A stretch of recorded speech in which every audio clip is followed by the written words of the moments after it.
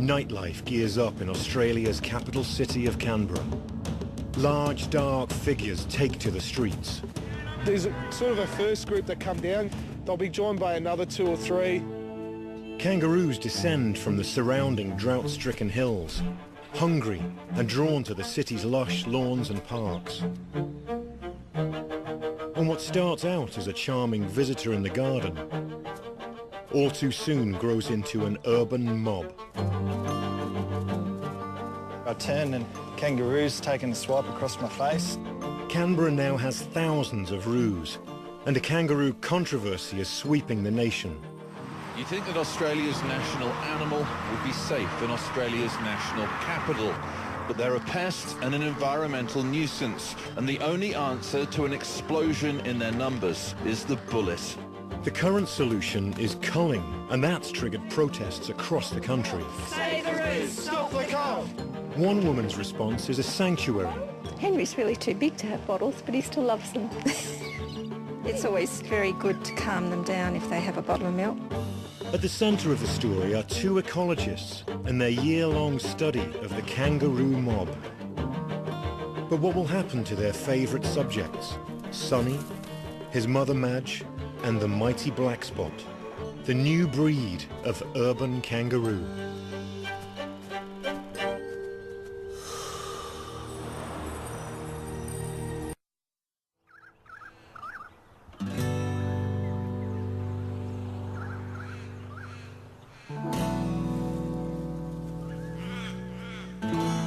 Madge is a 4-year-old eastern grey kangaroo. Her joey, Sonny, is just over 12 months, eating grass and still reliant on mum for milk. Right now, Madge is teaching this little roo that even in drought-stricken times, there's food to be found.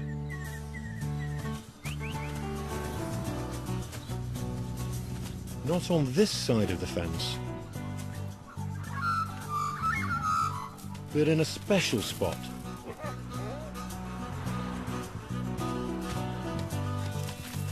Through the bush and across paved roads to the home turf of Canberra's human residents. Madge is one of a new breed, the urban kangaroo.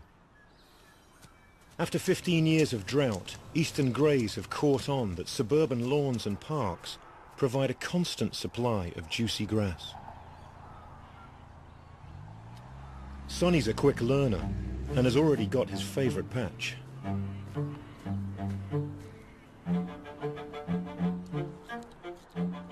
Soon he'll be sneaking around the backyards of the city, alone.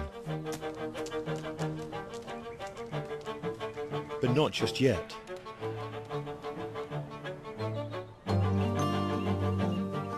There are thousands of kangaroos lying low in the hills around Canberra. And as night falls, they start moving into the suburbs. Showing no fear, gangs of these furry troublemakers head straight for the city's well-watered parks and ball fields. Make sure you do it right. We've got an audience here tonight. There's sort of a first group that come down. They'll be joined by another 2 or 3, and then they'll all together hop across. Even the hallowed lawns of the National War Memorial are not off limits. The mob will spend the whole night. Typically, a good-sized kangaroo will chomp through 5 or 6 pounds of grass a day, about what you'd collect if you mowed the average suburban front lawn.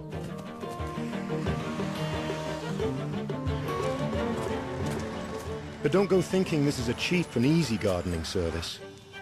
There's a price to pay. The roos are hitting cars.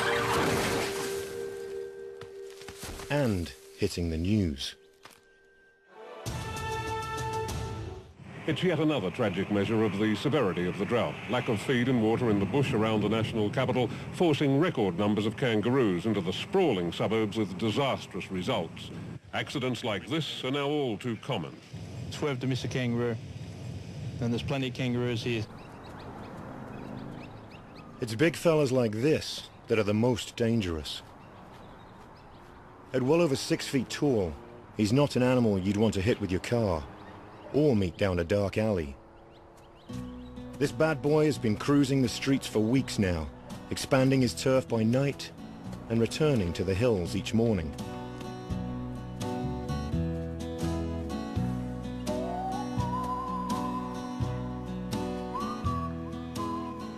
His name is Black Spot, and he's lived up here for more than 10 years.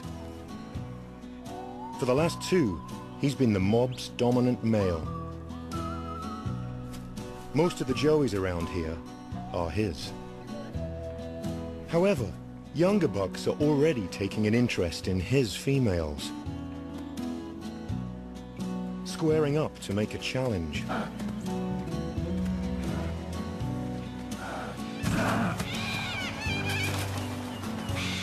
Black Spot will have to watch his back. Right now, though, there are new intruders on his turf. Humans from the city, and they've been hanging around for days. Claire Wimpenny and Don Fletcher are government ecologists tasked with investigating Canberra's urban kangaroo problem. Don't move, mate. They're not here to kill the kangaroos, just to sedate them with an anesthetic dart. In a groundbreaking scientific study that's an Australian first, they will select 25 individuals from the Canberra area and monitor their movements for a year to determine how far and how often they enter the city. We've just found a female kangaroo just up the hill with her young, and we're going to try and dart her. In no time, Claire has the target in her sights. We've seen this roo before. It's Madge. Normally, if the kangaroo is quiet to begin with, before it started, which is what you want, sometimes they'll hop 5 or 10 metres and then start getting groggy and fall over. Madge's joey, Sonny, is confused and skittish. He retreats, but not far. A blindfold helps keep Madge sedated. She's fitted with a tracking device. So we just turn him on. The collar will pinpoint her movements 24 hours a day. Then Don and Claire make a surprise discovery. Sonny isn't Madge's only offspring. She's been hiding a tiny, hairless joey in her pouch. Measuring the size of its head indicates that it's barely 2 months old. It'll be a long time before that kangaroo first emerges from the pouch. They don't emerge until they're about 9 1/3 months old on average.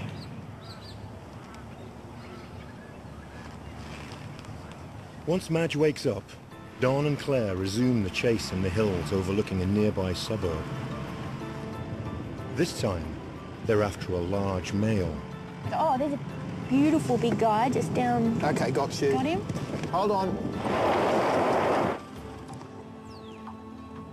Range is 32. They've locked on to a big bruiser. It's Black Spot. Beauty, got him. Yeah, he's just falling over now.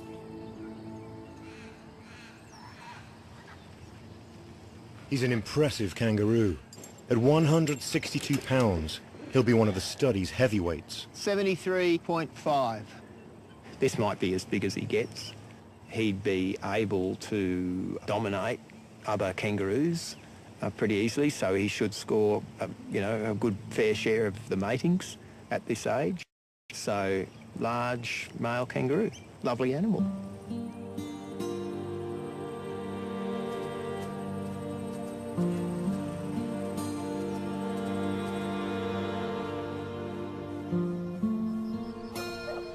Meanwhile, in the suburbs below, Canberra's kangaroo mob is on the prowl again.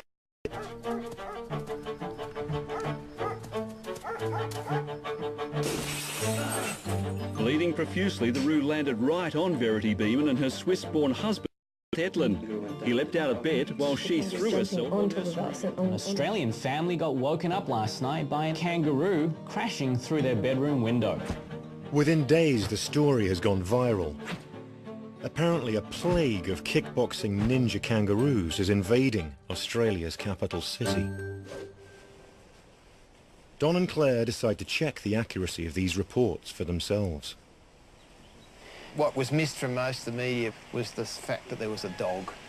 And the dog's chased the kangaroo. It's in this corner. It's panicked, totally panicked. It may not have known where it was going. And phew, so it sounded in all the international media as if this is a kangaroo that's come jumping down from Red Hill. I see those people, I'm going to prey on them, and deliberately decided to attack people in their bed. But it's like most of the kangaroo attack stories. Critical elements have got left out. The dog.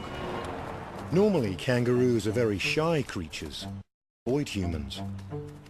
But the drought's changed everything.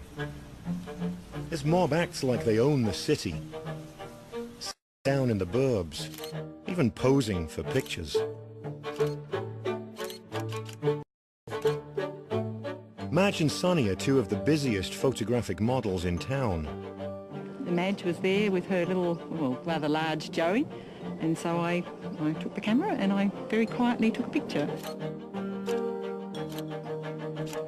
And now one of the paparazzi has spied mother and son near a busy road. Joey was over here and the mum was up there a bit, and I thought she was going to go across the road. 4 lanes, you know, quite a bit of traffic. That's a pretty scary thing, I would have thought, but it's also just chances are it'd be roadkill, wouldn't it? Who's going across here? How did the pair of them avoid ending up as roadkill? Did they navigate the traffic? Or did they figure out a way to use this pedestrian underpass? My betting is very much that she's going under here, not over there. But this is a small, dark tunnel, and you'd think they'd be a bit scared about going down this. The proof would be having the photo. Don decides to spy on the Roo's nocturnal activities by setting up a motion-sensitive camera. With luck, it'll catch them commuting and prove how cleverly they're adapting to city life. If there are kangaroos regularly using this, it'll be useful information for the people designing roads. Looks pretty good to me. Obvious.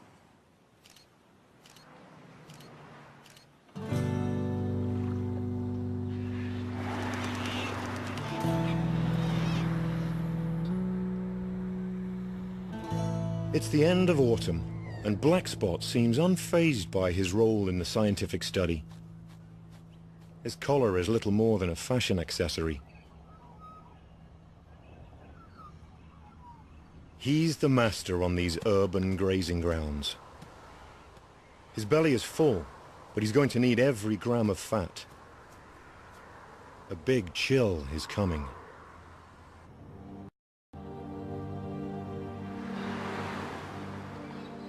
The past 24 hours has seen a cold snap in Canberra, with the temperature dropping to -4, going for a top today of just 7 degrees. Canberra is one of the coldest cities in Australia. The temperature regularly plummets below freezing. It's especially tough on the kangaroos. Heavy frost withers the grass. The biting cold takes the heaviest toll on the mob's most vulnerable members. Someone spotted a large collared kangaroo that appears to be limping. Don decides to investigate. See Blackspot with his collar down here in the trees. He uses this area right round from Erindale Drive along behind the houses here around the bottom of Waniassa Hill Reserve. But he's getting a bit old, I think, a bit slow, and that happens to the males as they age. Maybe that's what's happening. It's probably not just that he's quiet, I think, and it's cold. It's also, I'm guessing he's got some sore things there that are making him reluctant to move away. It's still early days for the study, But already 2 of the 25 kangaroos have been killed by cars. Don doesn't want to lose another one. Black Spot is darted again so that a vet can examine him. There's a joint in here I'm just going through now. But the other thing I'll be checking at the base of the tail, there's a wear point, and the tip of tail's even, so he's been dragging that and working with that pretty well normally. Vet's had a look at him. He hasn't got any infection, hasn't got any cuts or whatever in his feet. It could be just old age and arthritis and just a natural thing. With the mob's leader safely tranquilized, Don has a chance to check his radio tracking collar. If the technology's been successful, a single download could pinpoint Black Spot's location, day and night, for the last 3 months. The moment of truth. We have 500 fixes, 2,000 fixes. Good. This is the first one that we've downloaded with even remotely as near as much data as this. So, yes. Yeah. Okay. Armed with this new information, the next step is to overlay it on a map. You can see here from the red dots, which are the ones at night, that at night he was going down into these narrow corridors between the houses in the suburbs. The green dots are showing his daytime location on the Hill Reserve, and he would have been able to get more good quality that would help him maintain his condition.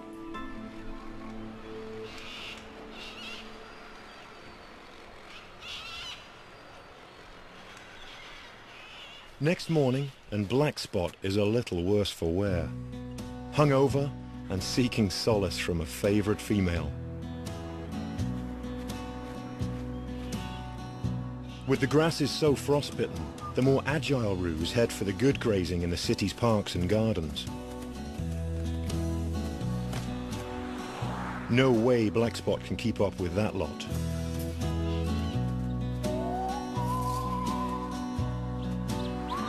He'll get there, but in his own time. It's going to be a long, slow winter for this old roo. And it's not going to be easy for the feeding party either. Rule 1 of kangaroo survival: leave the safety of the home range at your peril.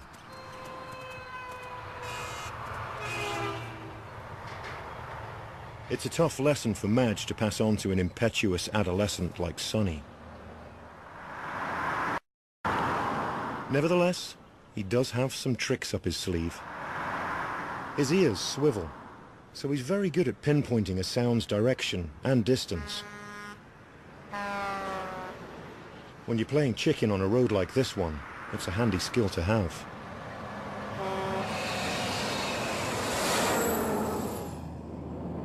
This road here is one of the extreme hotspots for kangaroo roadkill. Any 80-kilometre-an-hour road which has got grassy areas on one side or the other will have kangaroos being run over on it. All of them. I mean, there's 1,000 kangaroos run over here in round terms. The kangaroos try not to take the risk of crossing the road, but maybe sometimes there's more food on the other side of the road and he goes across. So in winter, in a dry year, in the evening, in the morning, those are the worst times. Canberra is the country's #1 killing zone for collisions with kangaroos. Last year, insurance claims topped more than $1 million, and thousands of kangaroos lost their lives. It's a thorny problem which Don and his colleagues must address. Is there any benefit in culling in areas where we know are hotspots for vehicle collisions? And is that something that we should be considering? It's a particularly controversial area and we need the community to be on board. In other words, is it politically acceptable? Yeah. Population control through culling continues to be the government's principal method of dealing with kangaroos. Collisions? Okay. It's a policy that's ignited an emotional public backlash. Save the roos! Stop the cull! Save the roos! Stop the cull! A recent cull of 500 kangaroos made international news. Officials say the kangaroo population has grown rapidly and needs to be controlled. You think that Australia's national animal would be safe in Australia's national capital, but they're a pest and an environmental nuisance, and the only answer to an explosion in their numbers is the bullet. Kangaroo is a very famous icon, so I think Japanese people feel a little bit sad about cutting.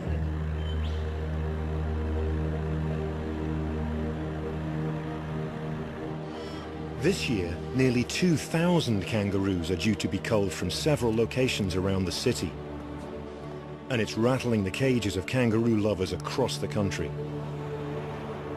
Russell Watkinson is the Director of ACT Parks, Conservation and Lands, and he joins us now. Good afternoon, Russell. Good afternoon.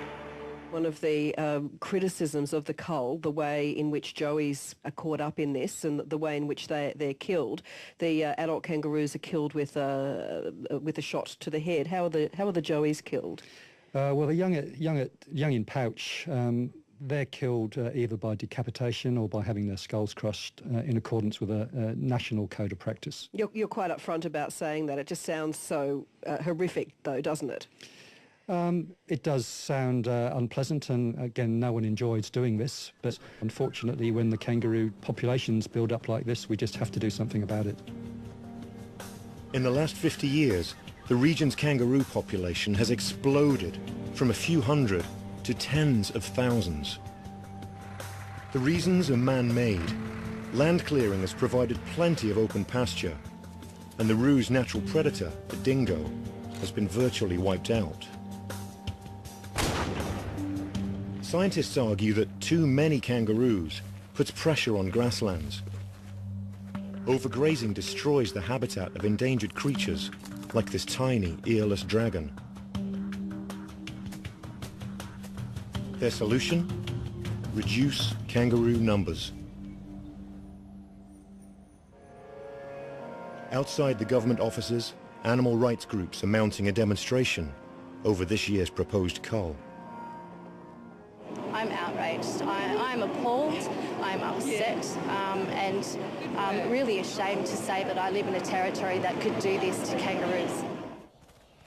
Some of the kangaroos in Don and Claire's study live close to the cull sites, so they're checking that none strayed into the danger zone.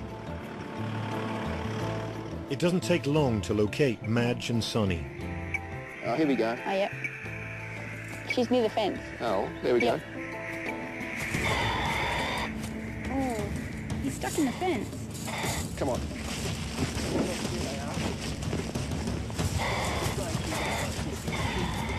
The prospect for a kangaroo caught in a fence is grim. Left hanging, Sonny will surely die. Madge is panic-stricken and licks her forearms, a classic sign of kangaroo distress.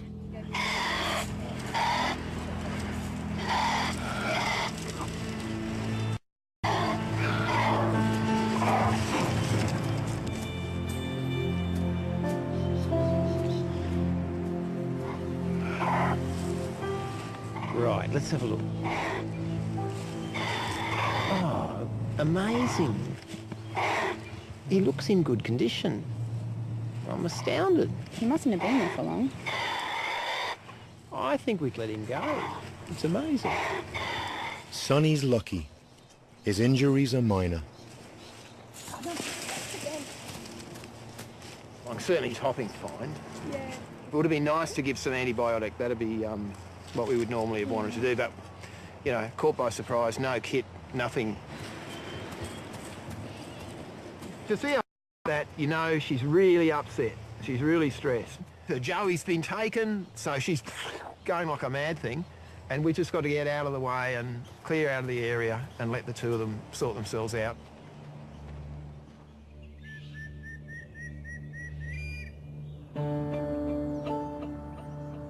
By late afternoon, Sonny still hasn't found his mother, Madge.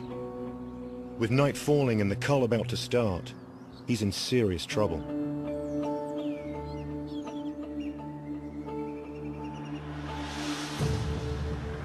The cull is carried out by a team of professional shooters, under cover of darkness.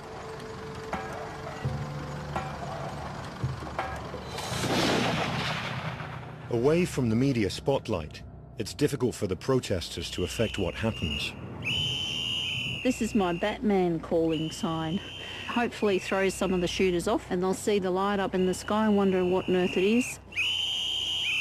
The noise is for the kangaroos, the light's for the shooters.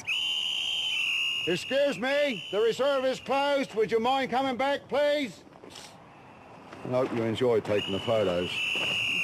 You think Bernie's still on there? We all know you've made your protest. Nothing better to do with their time than to protect the killers.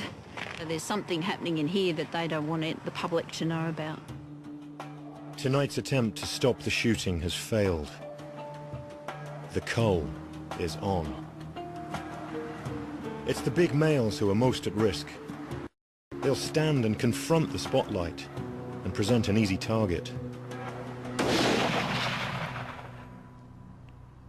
Oblivious to what's happening, old Black Spot is grazing on a favourite roadside patch of grass. Here, the only real threat to his life is from late-night traffic speeding home from the pub.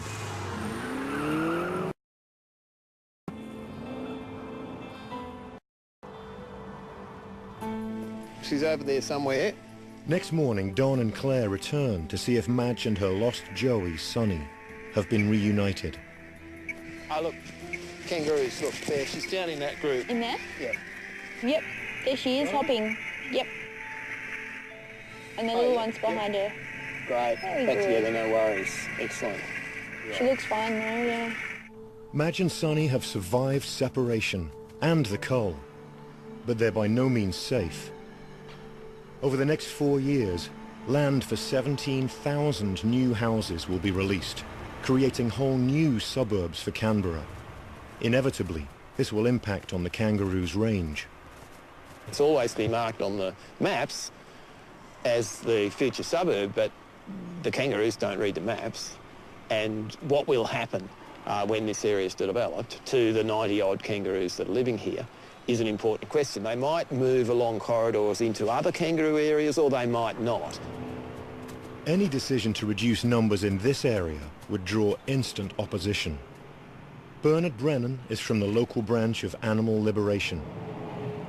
Last time I looked over this hill, it was a grassland with a few kangaroos sitting there enjoying the sunshine.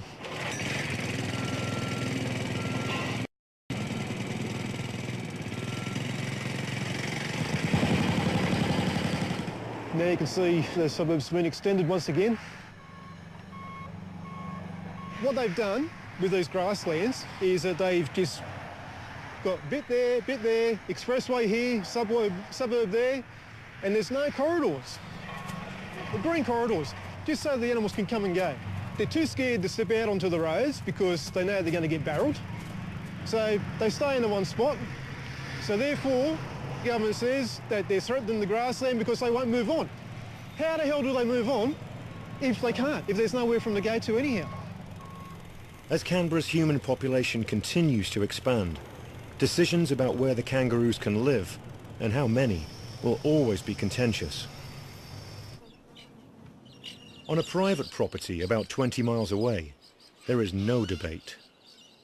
Henry, it's all right, Hen. Hey, Henry. Local GP Dr. Rosemary Austin runs a wildlife sanctuary that specialises in the rehabilitation and release of eastern greys. You just can't pen kangaroos. Henry, would you like to go out, darling?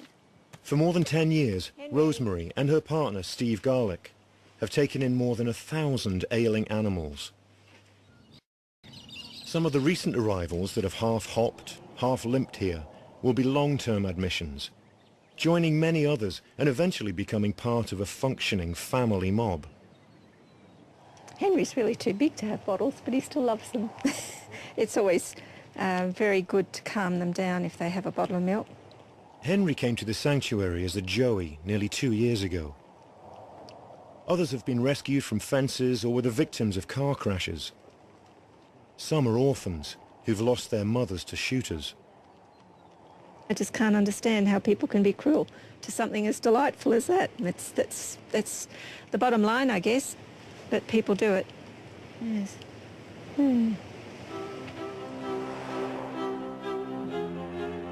The management of Canberra's kangaroo problem has polarised community opinion. As a senior ecologist, it often falls to Don to explain and defend the government's policy. 70% of females of this age are producing a young. But up here, it's, you know, from 3, 4, 5, it's around about 100%. It's extraordinarily high fecundity for any species which produces one young at a time. Tonight's audience, as ever, is bitterly divided between supporters and critics of the cull. If the whole thing is out of balance, then steps have to be taken to get it back in balance. I beg your pardon, this has got nothing that we're not here to argue the ecological damage. We're here to argue slaughtering animals in the most inhumane ways. So you have no right to tell people to stay out of the argument. The heated debate over population control has raged for years, prompting scientists to look for more efficient and humane alternatives to culling. The 80 captive kangaroos on this land are a part of a fertility control study. Blue-red female. There are 2 groups, each one receiving a different type of contraceptive vaccine. Not white car. Hello, gorgeous. One of the vaccines has worked really, really well. That's 100% of the animals that were vaccinated have produced no young, and that's in the first breeding season. The vaccine may be effective on animals in a controlled enclosure, but capturing and injecting hundreds of wild kangaroos is expensive and impractical. The next step with this research is to develop the vaccine into some sort of bait that could be spread out in a wild population, and the kangaroos would come and eat that, and that would control their fertility. A promising contraceptive has recently been developed. However, scientific trials will have to prove its long-term effectiveness and that it poses no risk to other animals. You're looking at another 10 years before you have a product that someone could put out pellets in feeders or something like that. So it's promising results so far, but it's not complete by any means. The mainstay of kangaroo control in Australia is going to have to be shooting for some time. Even if culling is abandoned, Canberra's kangaroos will still live a precarious existence, especially urban kangaroos like Madge and Sonny. In 1 year, he survived not only the cull, but a freezing winter, a tangle with a wire fence, and the city's busy roads. He's fully weaned now and independent, so Madge is able to concentrate on Alice. She's 8 months old and still pouch-bound. Madge won't let her out till she feels it's safe. With good reason. The domestic dog is a major threat to Canberra's eastern grey kangaroos.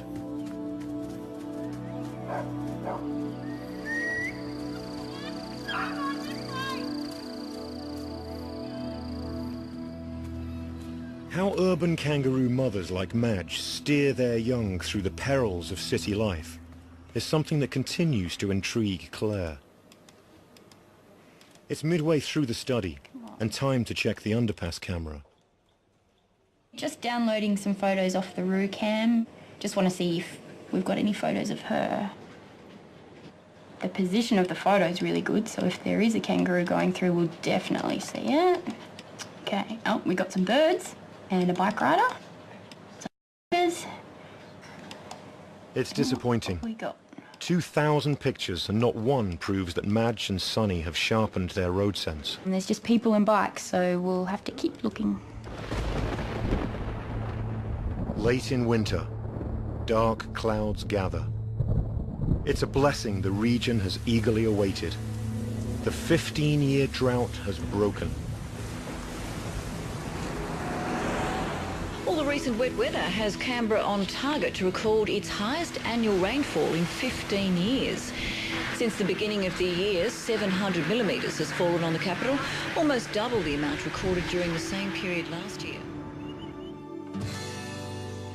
The abundant rain is followed by days of warm sunshine.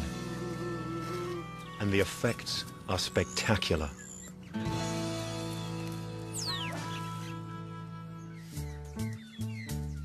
It's a fantastic spring, probably the best one that we've had in a very, very long time. The kangaroos don't really seem to be going down to the suburbs at the moment, so that's probably because there's so much grass up here, they've got no need to venture out. In their natural habitat, in the hills above the city, the kangaroos have never had it so good. The females produce a rich supply of milk, and there are joeys everywhere. The youngest, safely nestled in their mother's pouches through the winter, are now free to go exploring. Learning to hop on 2 pogo sticks isn't easy.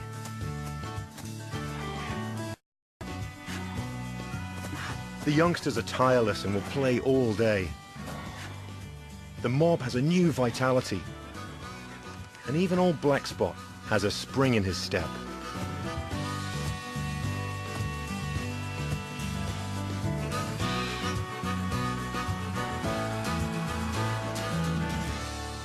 It's the beginning of the breeding season, and the young bucks launch into their macho displays to attract a mate.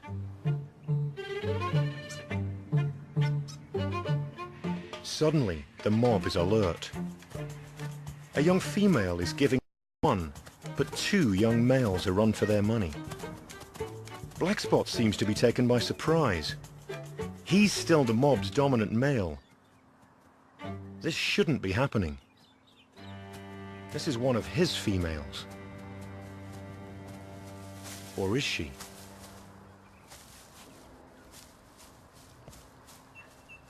Blackspot is roused into action. He may be old, but he's not done yet.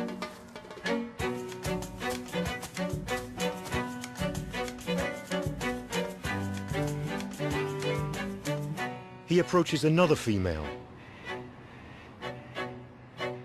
He declares his intentions by grasping her tail. But he seems to have lost his touch. Last year he was able to mate with her, but now she's playing hard to get.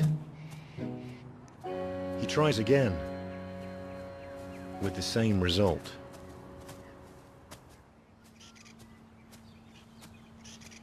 It seems that her interest lies elsewhere.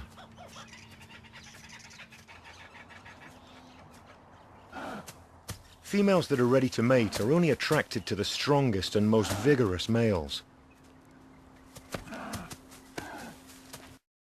Against these big bucks coming up through the ranks, old Blackspot doesn't stand a chance.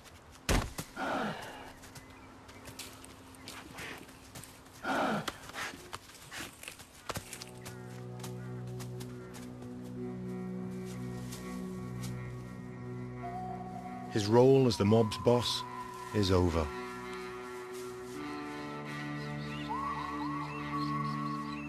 Blackspot is now on his own.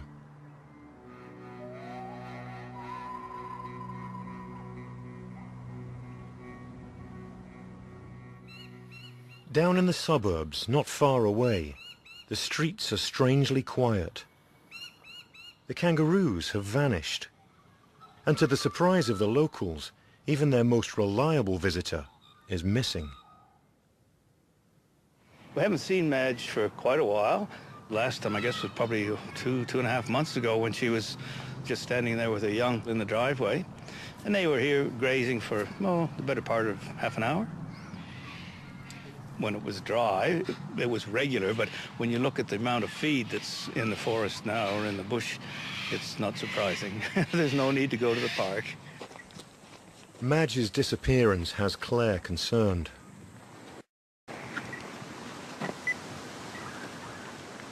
She can't be too far. Okay, there she is. And she's heading straight up the hill. Doesn't look like she's going to let us get very close. Madge is unusually wary. Something is wrong. But it appears that she's by herself, which is very strange, because she should have a young with her. Madge's Joey, Alice, would be nearly 11 months old now. She should be hopping around, or at least poking her head out of Mum's pouch. I don't think she's going to let me get any closer than this. She's a bit skittish. Yeah, there's definitely no young in the pouch. Young kangaroos, before they reach adulthood, are really vulnerable. In this region, it's estimated that about 70% of young that have just emerged from the pouch, they'll die. And that could be from starvation, or predation, or disease, or any of those things. If I had to guess, I'd say it was probably a dog. The other possibility is that it was in Madge's pouch, and as she was chased by the dog, she may have responded by throwing her pouch young out. Kangaroos and other macropods will do that as a response to being chased and harassed a lot. They'll throw their young out of the pouch. A young female like Madge won't stay long without a joey. 11 days after losing Alice, she'd have been ready to mate again. And just 36 days after that, she could give birth. Potential suitors are already making advances.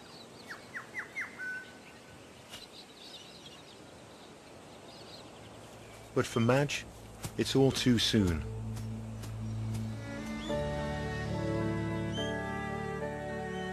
The warm spring weather is an ideal time for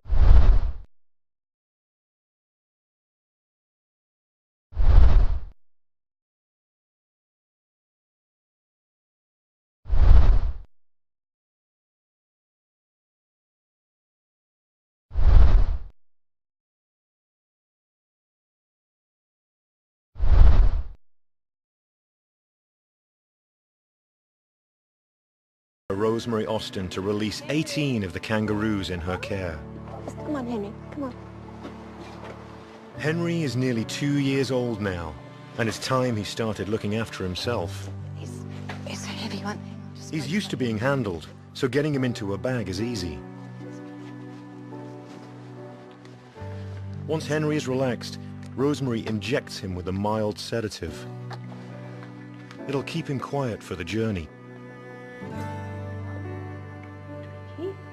Henry's new home range will be on a remote property, 30 miles out of Canberra.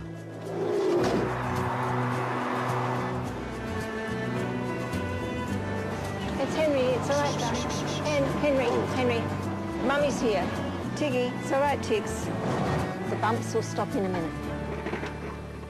The kangaroos will spend the next 6 weeks in an enclosure where Rosemary can keep an eye on them before they're released into the wild. All right, Tiggs. I don't want any hysterics, please, Henry. Oh, Charlie, be careful. The sedative makes some of them a bit woozy. And their new surroundings will take some getting used to. It's all right, Francis. They'll have to get used to this. First time they've heard a train. It's all right, guys. What was that?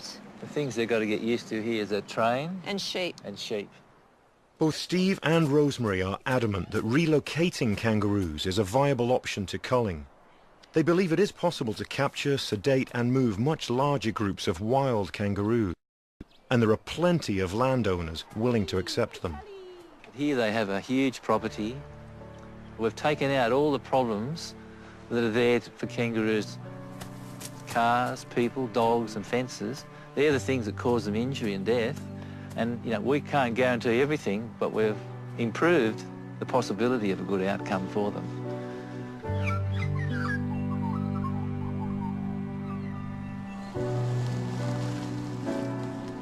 Back in the suburbs, Black Spot's fortunes have taken a tumble.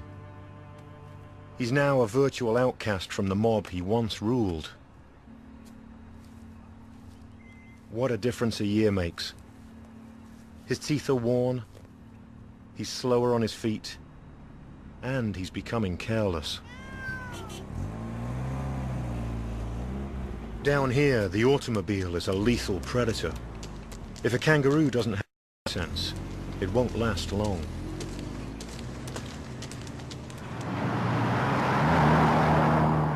Closer to the city centre, this heavy traffic is a major obstacle to kangaroos like Madge and Sonny.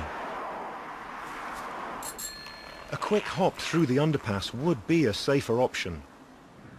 Dawn is checking the camera one more time to see if they've discovered the shortcut. Okay, so these are the most recent photos downloaded from our wildlife camera. Okay, I think we've got something here. That's definitely a kangaroo. Next one. Yep, that's fantastic. The kangaroos come through the underpass and they're sitting on the grass. This underpass is not built for kangaroos. It's built for bikes and people to walk through, so it's really narrow, it's really dark, and it's something that we would never have thought kangaroos to use. But it appears that they're used to get from one side of a busy road to the other.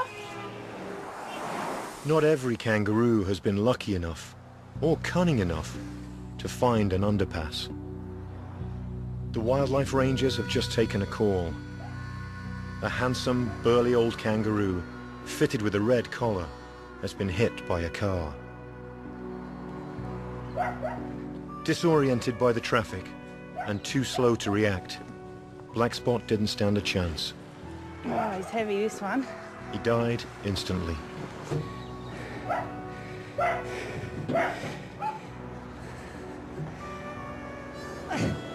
Thank you. I see this kangaroo coming every day up and down the street. From down here, coming up, and yesterday went to Pell Crescent. Because he was one of the kangaroos in Don and Claire's study, Black Spot is taken to a quieter location for a examination. All right. Even for seasoned scientists, it's hard to remain wholly impartial. If you asked us which one was our favourite male out of them all, I think pretty sure we would have said this guy. He was quite approachable, so when you go just to do a general check on him, he'd always hang about and let you have a good look at him. Male kangaroos cruising for food or potential mates take the biggest risks. More than a quarter of the males in the study have been killed by cars.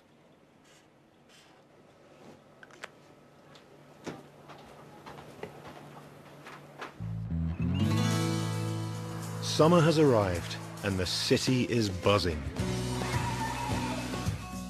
The temperature's skyrocketed and the locals are lapping up the sunshine.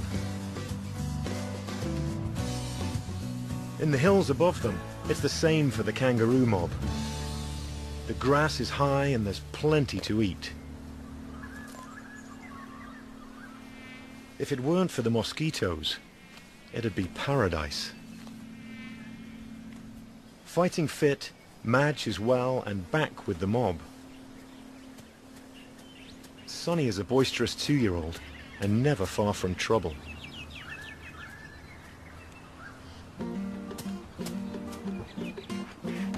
He's found himself a sparring partner. He spends hours honing his skills, always under Mum's watchful eye. Stare down your opponent. Concentrate. He's still got a lot to learn.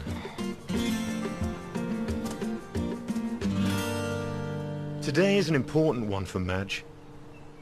The tracking device she's been wearing for a year is coming off. The urban kangaroo study is finished. The collars have been specially programmed to unlock and fall to the ground.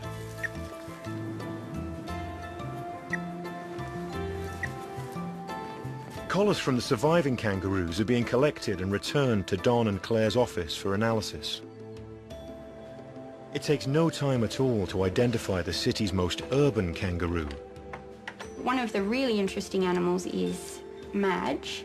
What you can see from her data is this really big difference between daytime and nighttime. In the daytime, she's up in the reserve, and then she's out at nighttime to feed in the suburbs. 41% of her home range is in the suburbs. So that's a really huge percent, a lot more than any of the other kangaroos we're seeing. She's taking her young into these dangerous areas, and she's really making the most of what she's got here. So yeah, a true urban kangaroo. New data is turning some of the old ideas about kangaroos on their head. This is the most interesting finding of the study. People, and I must admit we did at the beginning too, think that kangaroos are dumb and lack road sense, but they're not. Check this out. We got Black Spot as an example.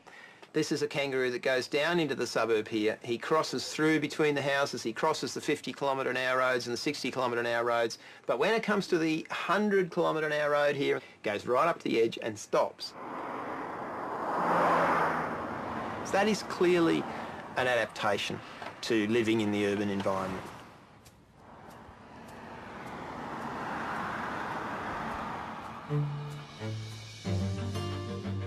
The research shows that kangaroos can adapt to living side by side with humans. But just how well humans can adapt to kangaroos is still open to question. I think research in Australia on these major animals has really just scratched the surface. We owe it to ourselves to know a lot more about eastern grey kangaroos than we do. For the moment, Canberra's eastern greys have so much food, they're staying put. However, it won't last. When the grass is off, the roos will go back to the city. There will be confrontations. And the roads will claim more lives. Young Sonny has a better chance than most of survival. He's fit and healthy, and he's got the urban training to stay that way, thanks to his mother, Madge, now minus her collar. Sonny is one of the new breed of street-smart eastern grey kangaroos, and with luck, he'll be around for a long time.